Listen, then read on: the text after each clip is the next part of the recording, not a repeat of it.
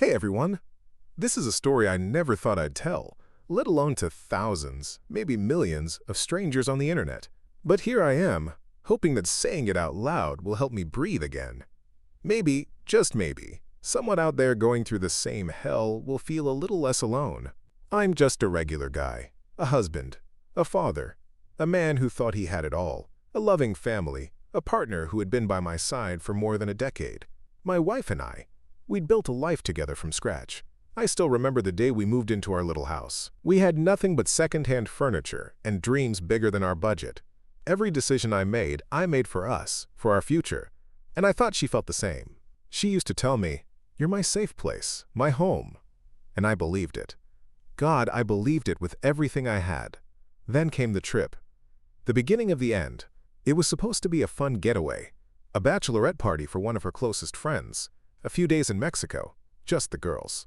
She'd been talking about it for months, planning outfits, making Pinterest boards of the places they'd visit. We saved up for it. I even cut back on my own little hobbies so we'd have enough to make sure she could enjoy herself without worrying about money. I told her as I hugged her goodbye at the airport, "Take lots of pictures, okay?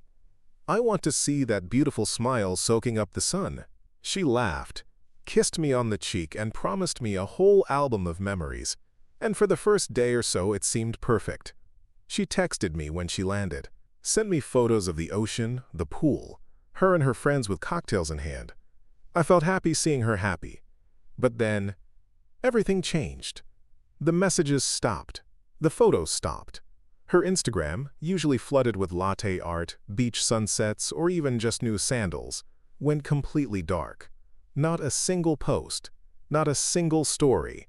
It was as if she'd vanished off the face of the earth. I told myself, maybe she just wants to unplug. Maybe she's really enjoying herself and doesn't feel like sharing it with the world. But deep down I knew something was off.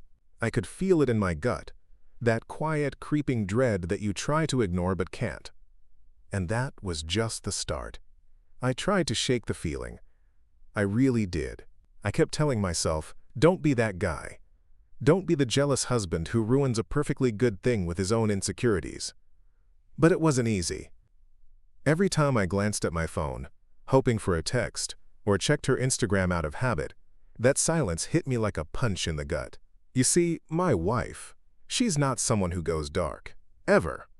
If she gets a fancy coffee, it's on her story.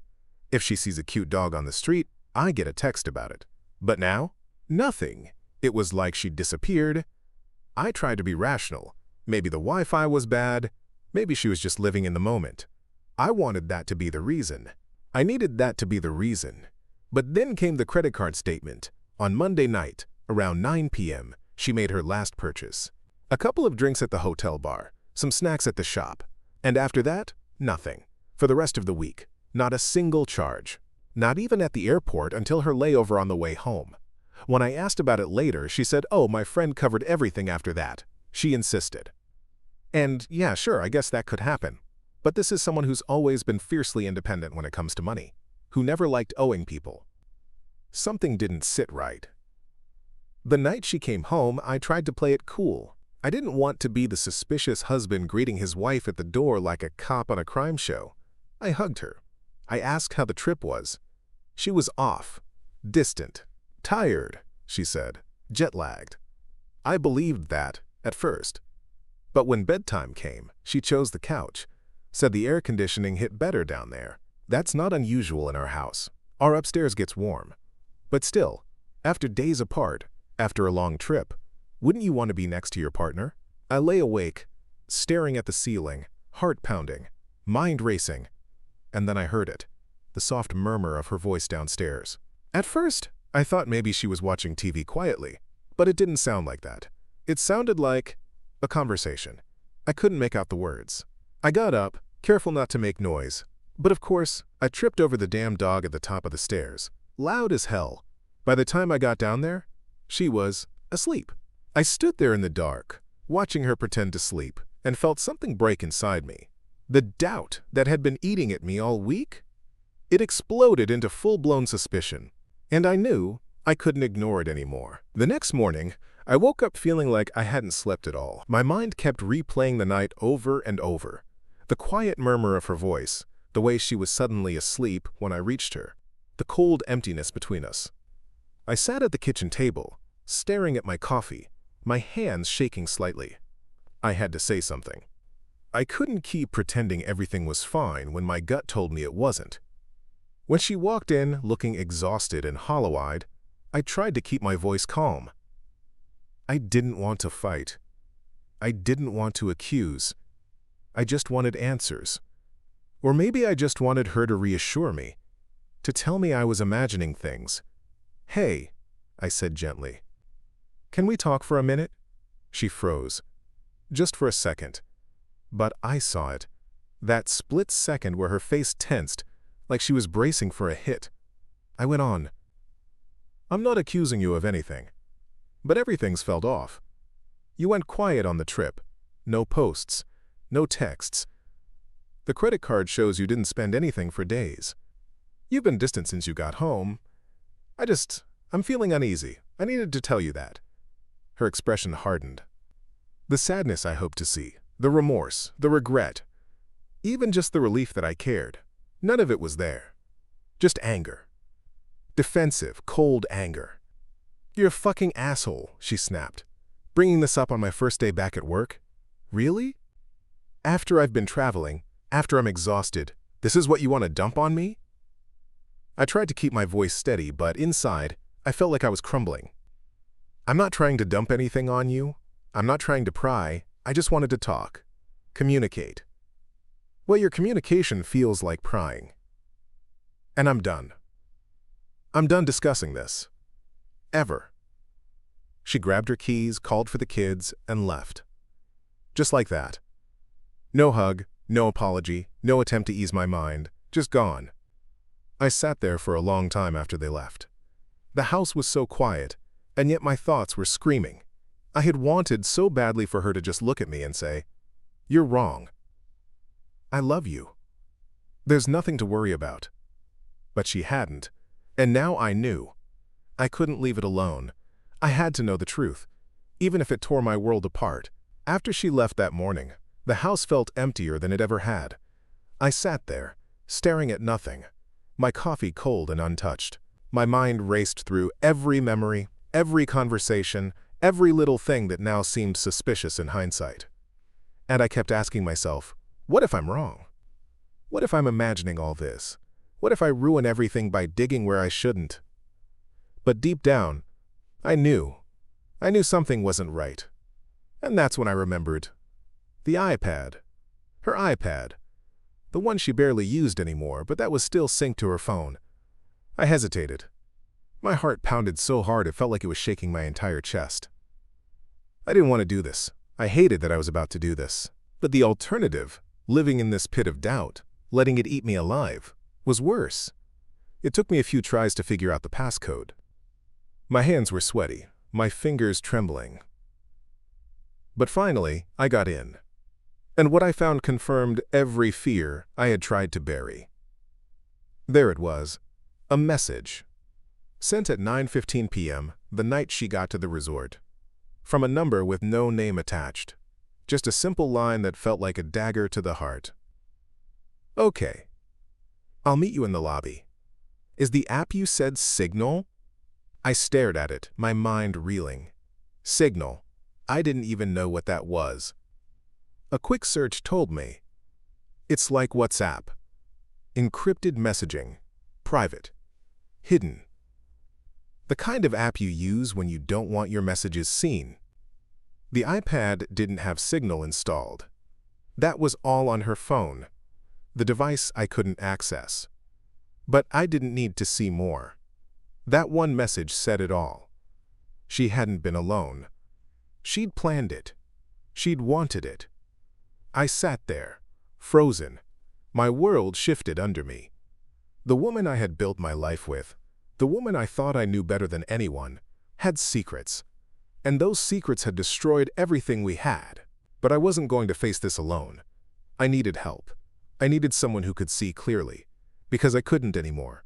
So I picked up the phone and called my sister. When my sister picked up the phone, I didn't even know what to say at first. My voice cracked as I tried to explain everything: the silence during the trip, the coldness when she came back, the message on the iPad. My sister listened quietly, which for her is rare.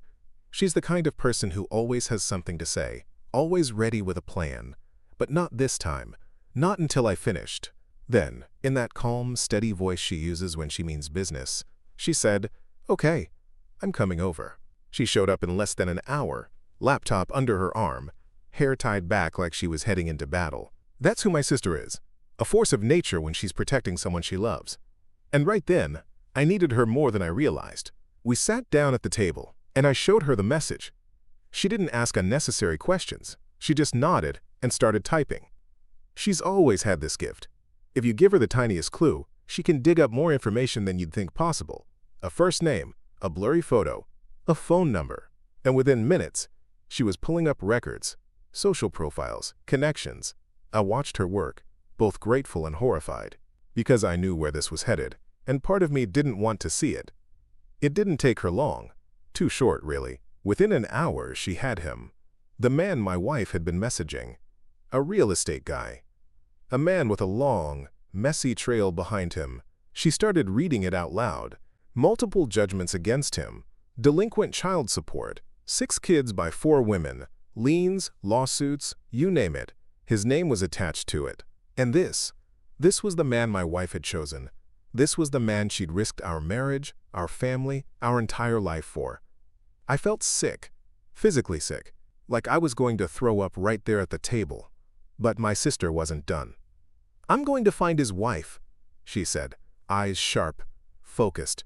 She deserves to know too. And she did. She found her, sent her a message, polite but firm, told her we had evidence, photos, messages, proof. We sat there waiting, the silence between us thick with everything that had been broken. No response. Nothing. Maybe the woman already knew. Maybe she'd been through this before. Maybe she was as numb as I was. I wanted to cry. I wanted to scream. But instead, I just sat there, staring at the kitchen wall, realizing that everything I thought was solid had been hollow all along. My sister reached over, squeezed my hand, and for the first time in hours, I let myself breathe. Just for a moment, but I knew this wasn't over. The hardest part was still to come. The hours that followed felt like an eternity. My sister eventually left, urging me to get some rest, but how could I? My mind wouldn't stop. Every moment of our marriage replayed in my head. The holidays, the late-night talks, the quiet mornings with coffee on the porch. All of it now felt tainted, like I was remembering someone else's life, someone who'd been living a lie and didn't even know it. When she came home later that evening, it was like time froze. The sound of her key in the lock, the door creaking open, things that used to bring comfort now sent a jolt of dread through me. She walked in like nothing was wrong, smiled at the kids, asked how their day was. And I just stood there, watching her like a stranger. I couldn't take it anymore. I waited until the kids were upstairs, tucked into bed before I said it. My voice was steady, but inside, I was shaking. "We need to talk." She hesitated, just for a second. "About what?" "I know. About the trip, about the man, about the message. Stop lying. Just stop." At first, she tried to deny it. She swore I was overreacting, that I'd misunderstood, that it was nothing. But I could see the cracks forming in her mask, the panic in her eyes, the way her hands trembled. And when I told her, "We know who he is. We know about his past. We know about his wife. My sister has the proof." That's when she broke. The words came out in a rush. It was a mistake. I didn't plan it. I didn't mean for it to happen. I was drunk. I was lonely. I didn't think. It didn't mean anything. I swear, I stood there, numb, as she crumbled in front of me, tears streaming down her face, hands covering her mouth like she could somehow stuff the truth back inside. But it was too late. The damage was done. I wanted to scream. I wanted to ask why. Why would she do this to us? To our family? But all I could do was stare at her. This woman I thought I knew. This woman who now felt like a stranger wearing my wife's face. We argued. We cried. She begged. I stayed silent. Because what was there left to say? The trust, the foundation of everything we'd built, was gone. And in that moment, I knew nothing would ever be the same again. The house felt so heavy that night. After the confrontation, after her tears and begging, after all the words that couldn't fix anything, I lay awake on the couch, staring at the ceiling in the dark. I could still hear her sobbing softly upstairs, and it should have made me feel something. Anger, pity, heartbreak. But I felt hollow, like every part of me had been drained. The man who believed in us, who believed in her, was gone. And what was left? Just a guy trying to figure out what the hell to do next. By morning, I knew I couldn't sit in this limbo any longer. I couldn't keep wondering, what if? I couldn't keep hoping for an explanation that would make it all okay, because there wasn't one. So I did the only thing I could. I made an appointment with a family law attorney. I needed to know my rights. I needed to know how to protect my kids, our home, what little stability I still had. I didn't tell her right away. What was the point? We were both walking around like ghosts, pretending to function for the kids, smiling hollow smiles at breakfast, asking about school like our world wasn't burning down around us. But inside, I had made my decision. I wasn't going to stay trapped in this nightmare. The lawyer was kind, professional, and blunt. She laid out the path. Legal separation first, divorce down the line. She recommended mediation, for the kids' sake. Said it would be cheaper, less destructive. There would be counseling involved.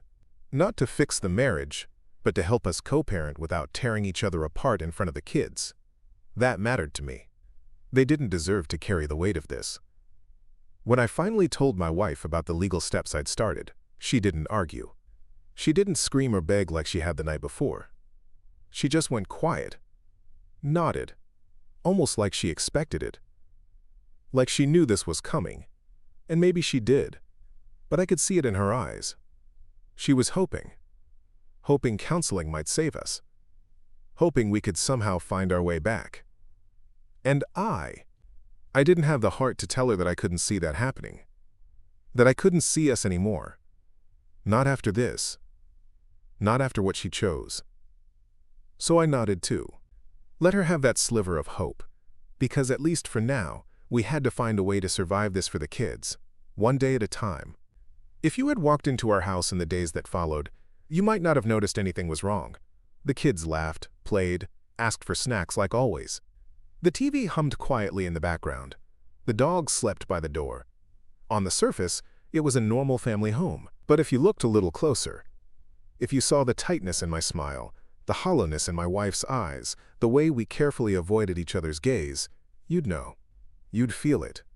The weight of everything unsaid. We were two strangers now, playing house, going through the motions for the sake of the kids. Eating dinner at the same table, talking about school and soccer practice, but never about us. That part was over. We both knew it.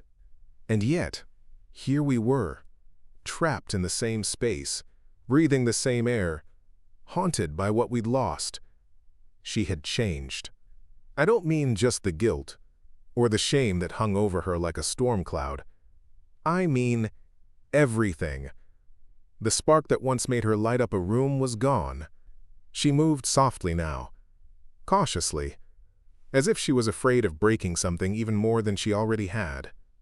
She apologized for things that didn't need apologizing. She offered to do chores she used to hate. She tried so hard to be helpful, as if that could erase what she'd done. But that wasn't what I wanted. I didn't marry her to have a servant. I married her because she made me laugh. Because we dreamed together. Because she was my partner. And now, every time I saw her, every time she tiptoed around me with that broken look on her face, all I could think was, where did we go so wrong? The nights were the worst. After the kids were asleep and the house was quiet, I'd sit alone in the dark, remembering the way things used to be. The late-night talks, the shared glances that said more than words ever could. The comfort of knowing we had each other's backs. And now, all of that felt like it belonged to someone else's life. Someone I barely remembered. The kids, thankfully, were shielded from most of it. My sister stepped up, like she always does. She took them for weekends, for day trips, for sleepovers. She gave them laughter and distraction. And for that, I'll always be grateful. Because the last thing I wanted was for them to see their parents falling apart. But inside this house, inside my heart, I was crumbling. And no amount of pretending could change that. You think that when betrayal hits, it's like a single crushing blow. But the truth is, it comes in waves. Every day brings a new piece of the puzzle, a fresh cut. And just when you think you've hit rock bottom, something else knocks the wind out of you. That's what those days felt like. Wave after wave, dragging me under. My sister kept digging, because that's who she is. Determined, protective, unwilling to let me drown alone. The man my wife had chosen, God. Every new detail about him made the betrayal sting more. 6 kids with 4 different women. Behind on child support. Judgments against him in multiple states. A man who left wreckage wherever he went. And that was the man she'd risked our family for?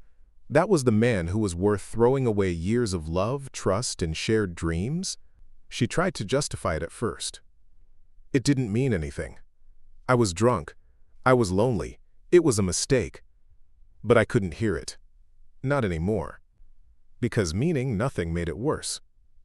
She'd thrown a grenade into our lives for a man who wouldn't even remember her name in a year. And I was left here, picking up the pieces, trying to figure out how to rebuild from the ashes. My sister even reached out to his wife, sent her the evidence, photos, messages, everything she'd gathered. But we never heard back. And that, somehow, was another gut punch. Did the woman already know? Had she been through this before, so many times, that it didn't even matter anymore? Or was she too shattered to respond? Meanwhile, my wife walked around the house like a shadow of herself. The fiery, funny woman I married was gone. In her place was someone quiet, small, almost afraid to speak. She tried so hard to help, to do things she thought might make it better. But it only reminded me of what we'd lost. Every kind gesture, every awkward attempt at conversation, just drove the knife deeper. Because I didn't want this version of her. I wanted her. And she was gone. And so, day after day, I faced the reality of it all. This wasn't a nightmare I could wake up from. This was my life now. A house full of ghosts. A future I couldn't see clearly anymore. And yet, I kept going. For the kids. For myself. Because what other choice did I have? Golagay, there comes a point where the tears run dry. Where the anger burns out. Where the endless questions. Why did she do it? What did I miss? Could I have stopped it? Finally, stop echoing in your head. And all that's left is the reality staring you in the face. That's where I found myself. I stopped looking for answers. I stopped hoping for some magical explanation that would make it all make sense. Because the truth is, it doesn't make sense. People we trust sometimes make choices that destroy everything. And no reason, no apology, no promise can change what's been done. What's broken stays broken. I focused on what mattered. My kids, their smiles, their laughter. That was my lifeline. Every day I reminded myself, they didn't ask for this. They don't deserve to feel the weight of it. So I did my best to give them normalcy. I took them to the park. We built pillow forts in the living room. We watched movies, ate popcorn, and stayed up too late on weekends. I wasn't the perfect dad, far from it. But I tried. And somehow, that was enough. The legal process moved forward. Slowly, carefully. We agreed on separation. We agreed on mediation. We agreed, or at least pretended to, that we'd put the kids first. My wife held on to hope longer than I expected. She kept saying counseling could help. That maybe, one day, we could heal. And I didn't have the heart to crush that hope completely. Not yet. But inside, I knew. Too much had been lost.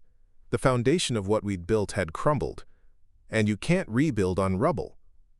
We stayed in the same house for a while. 2 ghosts coexisting.